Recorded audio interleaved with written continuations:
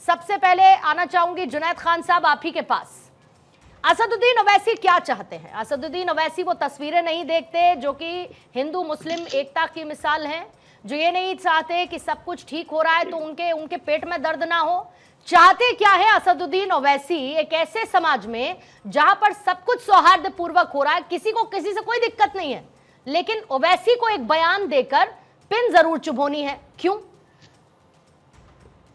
देखिए, उन्होंने कोई एक स्पेसिफिक बयान होली पर नहीं दिया है। उन्होंने अपने फ्राइडे वाले जो खुतबे में बयान कर रहे थे, उन्होंने कई सारी बातें करी हैं, जिसमें यहाँ पे उत्तर प्रदेश में सीओ का जो बयान था और जो मुख्यमंत्री का स्टेटमेंट था उसका भी जिक्र किया। लेकिन साथ ही साथ उन्होंने वेस्ट बंगाल में जो बीजेपी के एमएलए हैं शुभेंदु अधिकारी, उनके बयान की भी चर्चा करी कि जब वो सरकार में आएंगे तो वहां की विधानसभा से कोई भी मुस्लिम एमएलए नहीं रहेगा, सबको निकाल के बाहर कर देंगे। उन्होंने बीजेपी के जो बलिया के एमएलए हैं, जिन्होंने कहा था कि अस्पतालों में मुसलमानों के लिए और हिंदुओं के लिए अलग अलग वार्ड बनाएंगे, बेड बनाएंगे, उसका भी चर्चा करी उन्होंने कि ये जो तरीके का ये बयान है भेदभाव पैदा करने वाला। उन्होंने ये भी मुद्दा उठाया कि मस्जिदों को जिस तरीके से संभल में त्रिपाल से ढक दिया गया, क्या आज से पहले कभी होली और जुमा एक साथ नहीं पड़ा? लेकिन देश ने कभी नहीं देखा कि मस्जिदों को इस तरीके से त्रिपाल से ढक दिया गया। आपको चाहिए था कि वहां पर लॉ एंड ऑर्डर को मेंटेन करते, पूरा जो त्योहार का मौसम था उसे सौहार्द से तरीके से नहीं, तो कहां पर लॉ एंड ऑर्डर मेंटेन नहीं हुआ जुनैद खान साहब? कहां पर लॉ एंड ऑर्डर मेंटेन नहीं हुआ? कहां क्या दिक्कत हुई? जरा तस्वीरें रखेंगे थोड़ी देर स्क्रीन पर और चाहूंगी जुनैद खान साहब उसको जरा ध्यान से देखें। 1 2 3 4 5 6 10 बार, जितनी बार वो देख पाए और जितनी बार उनकी आंखें इजाजत दें, इन तस्वीरों को जुनैद खान साहब देखें। अब बताइए जुनैद खान साहब, कहां पर law and order situation maintain नहीं हुई? कहां पर कोई दिक्कत हुई? जरा ये बताइए। देखिए, दिक्कत की बात नहीं कर रहा हूं, मैं कह रहा हूं जो बयान दिया था सीओ के, संभल के सीओ ने। छोड़ दीजिए ना साहब, कल होली हो गई ना, जुमे की नमाज हो गई ना, साथ साथ शुक्रवार को सब कुछ हुआ, तो फिर सब कुछ हुआ, कोई दिक्कत हुई? बयान को भी छोड़ दीजिए, कोई समस्या हुई? ओवैसी साहब का बयान भी बीत गया। ओवैसी साहब के बयान को छोड़ दिया जाए, ओवैसी साहब आए, तकरीरें करें, कुछ भी बोले और फिर उसके बाद छोड़ दिया जाए। वो कह दे कि जो लोग डरपोक थे वो पाकिस्तान चले गए, वो कह दे तुमसे मैं दीन नहीं सीखूंगा, उसके अलावा XYZ और भी बहुत कुछ उन्होंने कहा। मैं ये पूछ रही हूं कि ओवैसी साहब को ये तस्वीरें नजर नहीं आई? लॉ एंड ऑर्डर कहां पर खराब हुआ सर? लॉ एंड ऑर्डर के नाम पे जो राजनीति हुई उत्तर प्रदेश में 4 दिनों से, जो सीओ का बयान था, जो उत्तर प्रदेश के मुख्यमंत्री का उनको समर्थन था, ये सब किस लिए किया गया? क्या वो सीओ को इस तरीके का बयान देना चाहिए था कि साल में ओवैसी साहब क्या कर रहे हैं? अगर ओवैसी साहब को उस राजनीति से दिक्कत है तो ओवैसी साहब क्या कर रहे हैं? ओवैसी साहब को उस राजनीति से दिक्कत है तो वो उस पर अपनी आवाज उठा रहे हैं। उनके पास जितना उनको राइट है कॉन्स्टिट्यूशन में, उसके जरिए उसका विरोध कर रहे हैं, भड़का रहे हैं। और वो क्या उम्मीद करती हैं कि वो क्या करेंगे? भड़का रहे हैं। आप उसको भड़काना समझते हैं? कॉन्स्टिट्यूशनली आपके हिसाब से कॉन्स्टिट्यूशनली आप कह रहे हैं कि ओवैसी साहब को अधिकार है भड़काने का मुस्लिमों को? एक मिनट हमें समझ दीजिए। हाँ। जो शुभेंदु अधिकारी ने बयान दिया, जो बलिया के एमएलए ने बयान दिया और जो सीओ ने बयान दिया, आप बताइए कि संवैधानिक तरीके से कोई आदमी कैसे उसको लोगों के सामने बात रखेगा? क्या उसको अपना विचार को एक्सप्रेस करने का भी वो नहीं है? आप उसको भड़काऊ कह रही हैं। आप बताइए कि कौन सा तरीका होगा जिसमें वो आदमी? आरपी सिंह साहब, AIMIM के प्रवक्ता ओवैसी साहब के बयान को भड़काऊ नहीं मानते। पहली बात तो उनसे एक बयान और पूछ लीजिए उसके बारे में क्या कहना है, जिसमें उन्होंने कहा कि जो डरपोक थे वो पाकिस्तान भागे, हम दियाले थे यहाँ रुकते। तो बता दीजिए जरा एक बार इस बारे में अपना क्या सोच है पार्टी की इस बारे में। आए दिन भारतीय जनता पार्टी के नेता जो हैं कभी ना किसी न किसी बहाने मुसलमानों को कहते हैं कि वो पाकिस्तान चले जाएं, तो उस बात का उन्होंने वो जवाब दिया जो हर मुद्दे पर कहते हैं कि मुसलमानों का दो ही स्थान, कब्रिस्तान या पाकिस्तान। इस संदर्भ में शहाबुद्दीन रजवी कौन है? शहाबुद्दीन रजवी कौन है जुनैद खान साहब? जी हमें जानकारी नहीं, आप बताइए कौन? आप नहीं जानते कौन है? बरेली के मौलाना है Shahabuddin Razvi, all India Muslim personal law board. हाँ, उनकी तरफ से कहा गया, शहाबुद्दीन रजवी की तरफ से, कि जो लोग ये कह रहे हैं कि भारत में मुसलमान सुरक्षित नहीं है, उनको पाकिस्तान चले जाना चाहिए।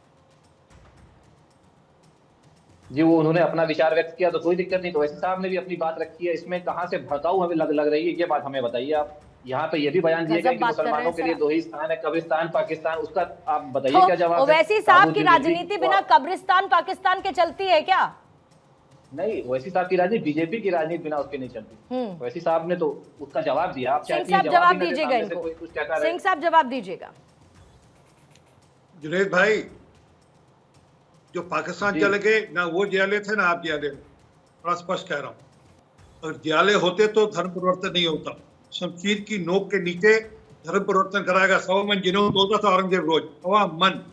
और ये मैं नहीं कर रहा, इतिहास में दर्ज है, सिखों के इतिहास में दर्ज है। 50 किलो जनेऊ रोज बोलता था। रोका नहीं मैंने आपको बीच में एक बार नहीं रोका मैंने। आपने भी कुछ कहना चुप हो जाए तो दोहरा बोलो आप पूरा।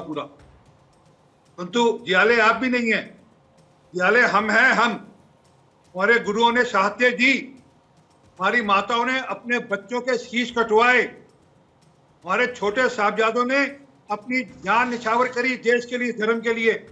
5 साल और 7 साल के बच्चों को जिंदा दीवार में चिना दिया था औरंगजेब ने। इसलिए हमें सरदारियां मिली और आप करके धर्म परिवर्तन। आपके पूर्वज भी हमारे पूर्वजों जैसे थे। ये बात समझ के रखना। इसलिए ये कभी मत कहना कि जो पाकिस्तान भागे वो डरपोक थे, हम जियाले हैं। तो जियाला तो कोई नहीं है, ना आप ना पाकिस्तान वाले। एक बात ये बड़ा स्पष्ट दिमाग में रख लेना, हमेशा के लिए दिमाग में रख लेना। पहली बात। दूसरी बात, ये ओवैसी साहब का स्टाइल है कि उनको राजनीति करनी है। उनकी राजनीति सिर्फ इसी बात की है कि मुसलमानों को भड़काओ। हालांकि आज इनके मुसलमान भाई इनके भड़काव में आने वाले नहीं है बिल्कुल भी। तो अभी जो इलेक्शन हुआ, अभी जो हाल में इलेक्शन हुआ तुर्की में, उसमें मुसलमान बहुल क्षेत्र था, वहां पर भी हम जीते। और किश्तवाड़ में भी मुसलमान बहुल क्षेत्र था, वहां पर भी हम जीते। मुसलमान भी आज देश का समझता है कि उसकी तरक्की कहाँ पर है, उसके लिए आगे का रास्ता कहाँ अच्छा है। फिर आपकी जानकारी दे रहा हूँ, आयुष्मान भारत हो, किसान सम्मान निधि हो, सिर पे छत का स्कीम हो, वो नल से जल हो, वो हर स्कीम में लगभग 30 से 35% मुसलमान आबादी है जिनको उनका लाभ मिलता है। ताकि उनकी जो आबादी है वो 15 से 16% है। हमारी तरफ से कहीं नहीं। ये वो टाइम नहीं है जब अखिलेश यादव जी के टीपू यादव जी के समय में रहता था कि ये मुसलमानों का गांव है तो यहाँ बिजली पहले, हिंदुओं का गांव तो बिजली बाद में, सब होता था। अब नहीं होता। यहाँ मिलेगी इतने घंटे, यहाँ मिलेगी, तो सब जाति देखकर ही सब होता था। ऐसा नहीं होता, सबके बराबर है। गुजरात योजना की जरा जानकारी ले लो, उसमें सबसे ज्यादा लाभकारी मुसलमान बेटियां सबसे ज्यादा लाभकारी। हमारे यहाँ तो सबका साथ सबका विकास की बात है। और हम कह रहे हैं, आपने देखा, आपने नजारा, इस प्रकार दोनों तरफ से बरसाए गए।